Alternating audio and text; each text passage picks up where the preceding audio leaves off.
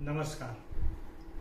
બેટી બચાવો બેટી પઢાઓ બોલવામાં તો આ સૂત્ર કેટલું સરસ લાગે છે, પણ જ્યારે અમલ કરવાની વાત આવે ત્યારે કેટલાય માતા પિતા એવા હશે કે જેનો અમલ નથી કરતા। આ તમને ખબર છે આજે દેશમાં છોકરાઓની સામે છોકરીઓની સંખ્યા કેટલી છે? ચોંકાવનારા આંકડા છે।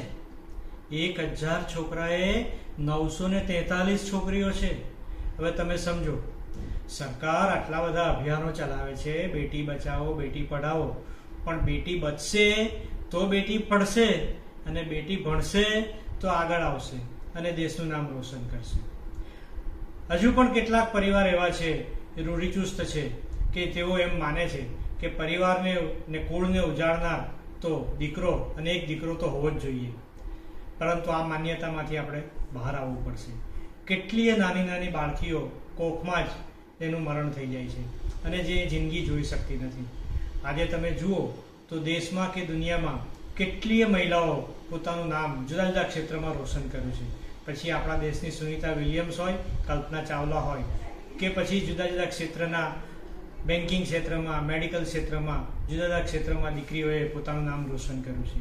કેટલીય દીકરીઓ ડૉક્ટર થઈ, એન્જિનિયર થઈ, આર્કિટેક્ટ થઈ। દેશની નવી ઊંચાઈ પર લઈ જવા માટે દીકરીઓનું યોગદાન કે નાનું સૂનું નથી।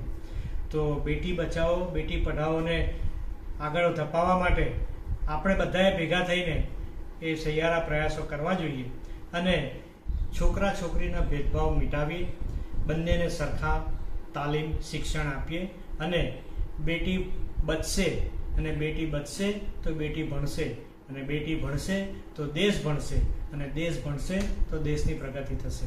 તો આવો આપણે બેટી બચાવો બેટી પઢાઓ સૂત્રને સાર્થક કરીએ અને જેઓ પણ સ્ત્રી ભ્રૂણ હત્યા સાથે સંકળાયેલા છે તમામનો સામાજિક બહિષ્કાર કરીએ। આ એક સુંદર ચિત્ર એક ખૂબ જ સરસ સામાજિક સંદેશો આપે છે। એના પર આપ નજર કરો કે સ્ત્રી ભ્રૂણ હત્યા કરતી વખતે એ દીકરી શું બોલતી હશે, શું કહેતી હશે? માં મને આ જગતમાં તો આવવા દે। તો આપણે આવી દીકરીઓને કોખમાં મારી ન નાખીએ અને આ જગતમાં આવે એને માટેના રસ્તા કરીએ અને આવા તમામ પ્રક્રિયામાં સંકળાયેલા જે દીકરીને અવતરતા અટકાવી રહ્યા છે એ તમામ ક્ષેત્રના લોકોને આપણે બહિષ્કાર કરીએ, સામાજિક બહિષ્કાર કરીએ અને બેટીને આવવા દઈએ। બેટી પઢાવો બેટી બચાવો અને એ દિશામાં આપણે આગળ વધીએ। આભાર।